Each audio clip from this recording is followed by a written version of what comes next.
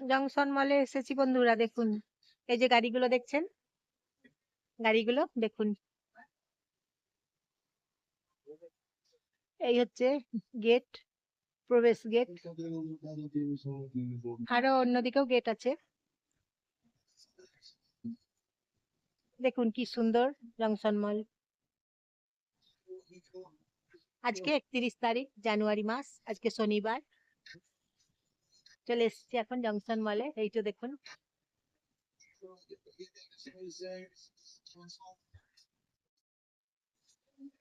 তা জংশন মলে এসেছি, দেখতেই পাচ্ছেন কি সুন্দর জায়গা।